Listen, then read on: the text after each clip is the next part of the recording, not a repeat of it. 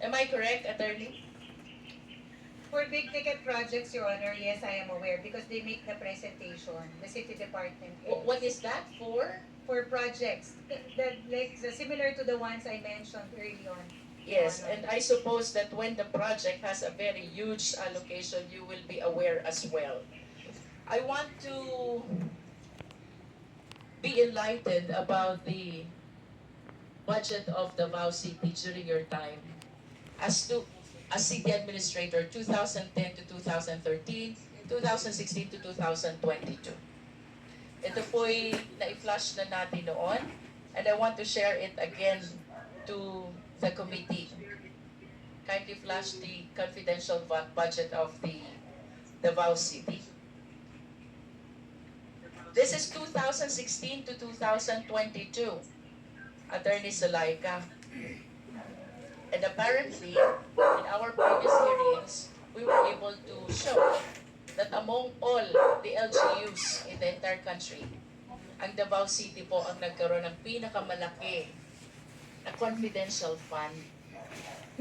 Being the person who coordinate all the programs with all the focal persons and department heads. Can you please enlighten us? 2016 to 2022.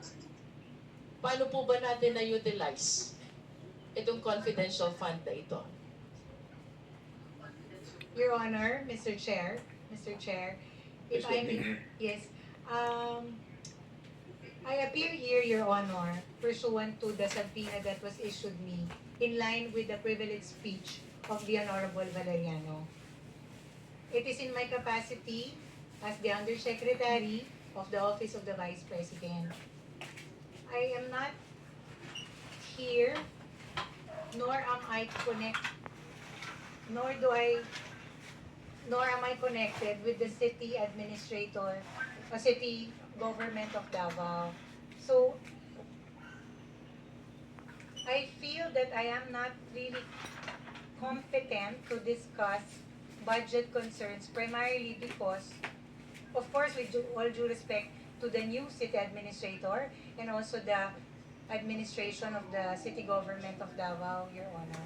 Mr. Chair, I wish to remind the resource speaker that the confidential fund which is being shown in the screen pertains to 2016 to 2022. The time when our resource speaker was the city administrator. Earlier, she explained a lot about coordination with the different departments concerning the program implementation. And I wish to believe that this confidential fund is part and parcel of some of the programs which they have implemented already in Davao City. So contrary to her manifestation, Mr. Chair, it is my humble opinion that she is in the best position to enlighten us. Saang programa po ba ginamit itong confidential fund na ito? Your Honor, Mr. Chair, I mentioned earlier my role as city administrator. It is really to ensure the efficient and effective implementation of projects that are proposed by our city department heads and are approved by the local chief executive.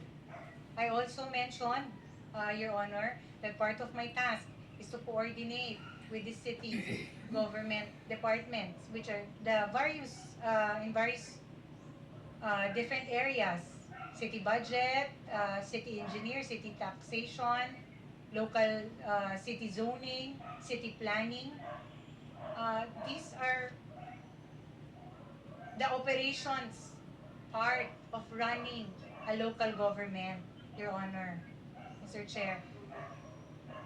In my experience and in my term as the city administrator, I have no direct knowledge, no personal information as regards the confidential budget of the city government of Davao. Mr. Chair, if the resource speaker is making a representation that he has no knowledge whatsoever about the program utilization where this confidential fund were spent, then who has knowledge over the utilization to which program of these confidential funds? Your Honor, I can only speak for myself. Mr. Chair, On my end, Your Honor, respectfully, much as I want to give a definitive answer, I have no personal information as to the utilization, disbursement. knowledge whatsoever with respect to the huge amount of confidential fund that is from 2016 to 2022. If we can share it again in the screen, ang laking pondo po nito. As a matter of fact, if we will be following the joint circular during that time, this is 30% of the peace and order program of the LGU of Davao. Hindi ko po maintindihan why we've been hearing that Davao City is the most livable place to live, the most peaceful place in the Philippines, and yet mayroon pong ganito kalaking halaga ng confidential fund. So, considering, Mr. Chair, the ample function, authority, discretion of an administrator, anyone who is assuming the position of an administrator, I do not understand why Attorney Zulaika could not enlighten us at least of what she knows, to which program these confidential funds were utilized. If I may read, Mr. Chair, 2016, this is 144 million. 2017, this is 293 million. 2018 is 420 million. 2019, 2020, 2021, and 2022, 460 million. I wish to believe, Mr. Chair, that after the LCE, after the mayor, the next person who is aware about the program implementation, which includes the budget utilization, is the city administrator.